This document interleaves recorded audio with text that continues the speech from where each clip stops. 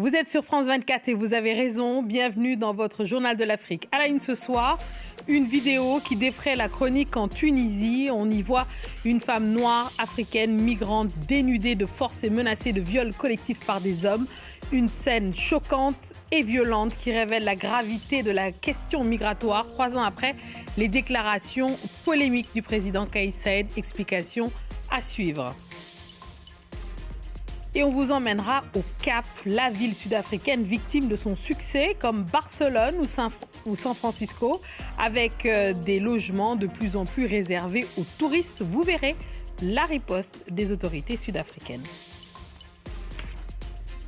On parlera aussi de la 27e édition du festival Gnawa, musique du monde d'Essaouira, un rendez-vous marocain devenu incontournable sur le continent africain où se rencontrent tradition, création et dialogue culturel. Derrière cette réussite, une femme, Neila Tazi, entrepreneuse culturelle, productrice du festival depuis ses débuts, alors que la culture Gnawa, héritière d'une mémoire africaine de l'histoire des esclavages, rayonne aujourd'hui dans le monde entier.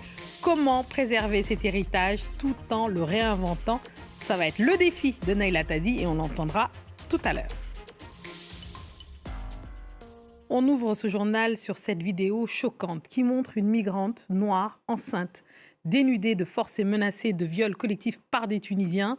La vidéo n'a pas encore été authentifiée ou commentée par les autorités, mais un journaliste tunisien a réussi à localiser l'un des agresseurs. Cette affaire révèle la sensibilité de la question migratoire en Tunisie, 3 ans après les propos polémiques du président Kais Saied sur les risques de grands remplacements démographiques avec la migration subsaharienne dans le pays. Lilia Blaise et Hamdi Tili.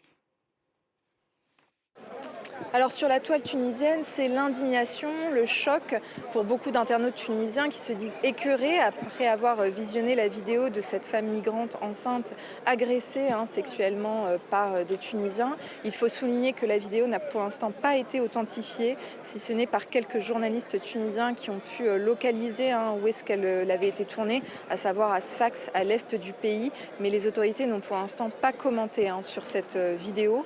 Alors on peut voir aussi beaucoup de commentaires du type « rentrez chez vous, retournez dans votre pays », adressés aux subsahariens, circulés sur les réseaux sociaux. Et cela témoigne finalement de la division qui règne au sein de la toile tunisienne sur la question migratoire en Tunisie.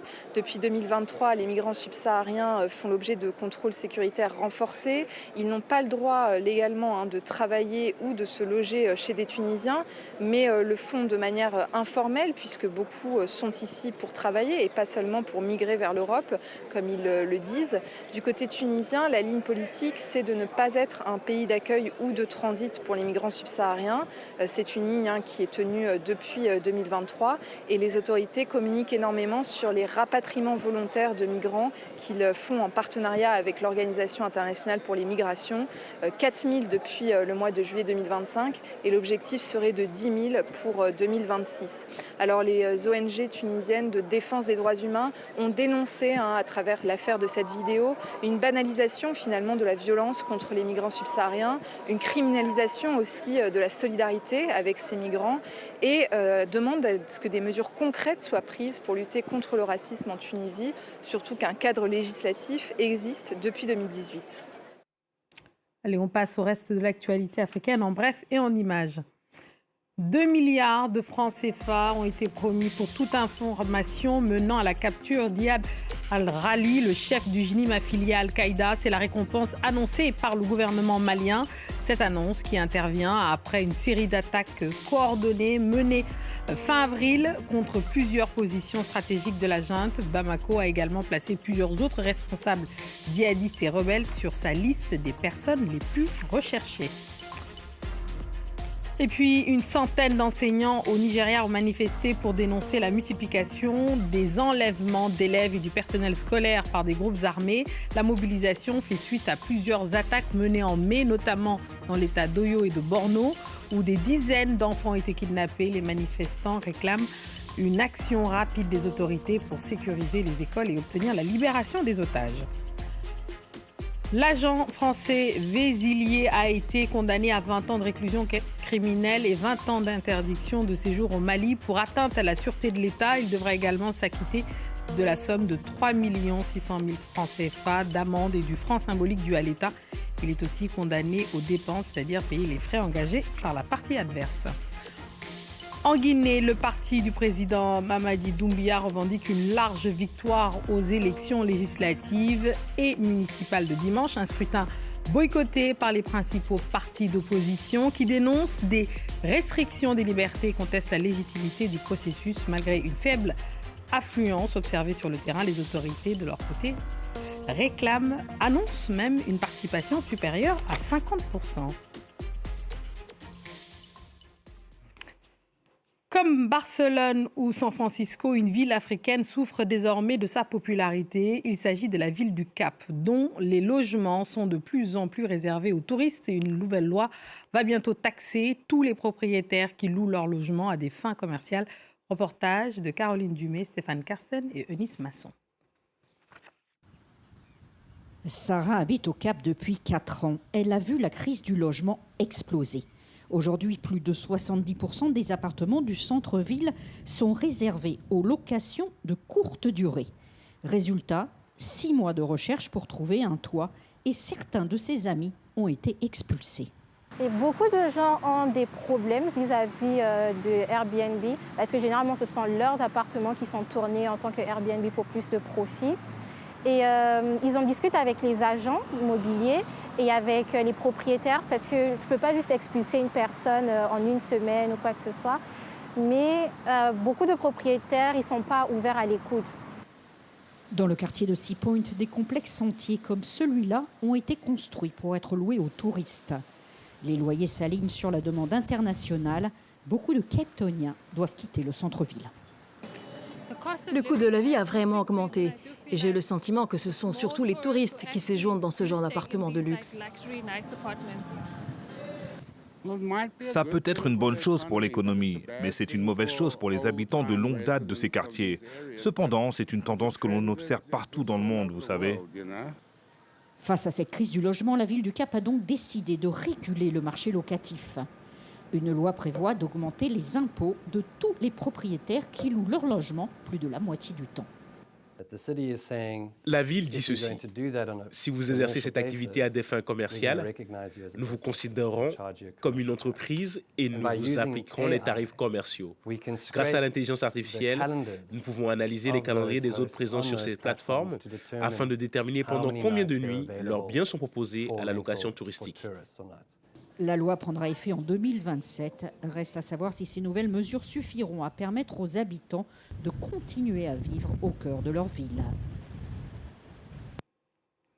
Allez, on passe à la culture et ce vendredi soir, on s'intéresse à l'un des plus grands rendez-vous culturels du continent africain, le festival Gnawa, musique du monde d'Essaouira, qui se tiendra du 25 au 27 juin prochain au Maroc. Cette 27e édition met à l'honneur les villes portuaires et circulaires culturelles entre l'Afrique, le Moyen-Orient, les Amériques et l'Asie. Plus qu'un festival, c'est une plateforme de transmission, de création et de dialogue interculturel qui accueille chaque année des centaines d'artistes et des centaines de milliers de visiteurs. Pour en parler, nous avons le plaisir de recevoir depuis Casa Neila Tazi, qui est entrepreneuse culturelle et cofondatrice et productrice du festival Gnawa, musique du monde d'Essaouira. Merci beaucoup à vous, Neila Tazi, d'être avec nous. C'est un plaisir de vous recevoir.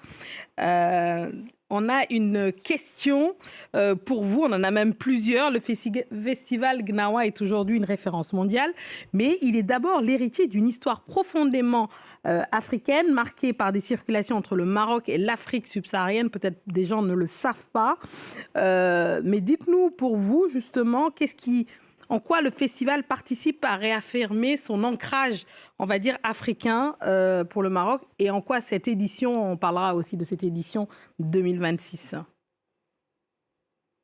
Bonsoir Fatimata et merci pour l'invitation. Alors, le Maroc est un pays africain, c'est une évidence géographique et c'est une réalité culturelle et humaine très profonde que ce festival incarne parfaitement. La culture des Gnawa, c'est un héritage d'Afrique subsaharienne, de la région du Sahel, de l'époque de la traite des esclaves. Donc, c'est une culture qui a les mêmes origines que beaucoup de cultures dans le monde, comme le jazz, le blues, la santeria de Cuba, le vaudou d'Haïti, que beaucoup de gens à travers le monde aiment, mais dont les gens ne connaissent pas nécessairement l'histoire et l'origine. Donc nous avons voulu, avec ce festival, faire la démonstration que toutes ces cultures qui ont des histoires communes et qui sont ancrées en Afrique peuvent venir à Essaouira, dialoguer entre elles à travers des fusions musicales. Et cela a permis de mettre en valeur la beauté des rythmes africains, de la culture africaine, de la musique africaine. Et nous nous attelons chaque année à aller encore plus loin dans l'invitation d'artistes africains, de patrimoine africain et de créer ces rencontres pour faire rayonner la culture du continent.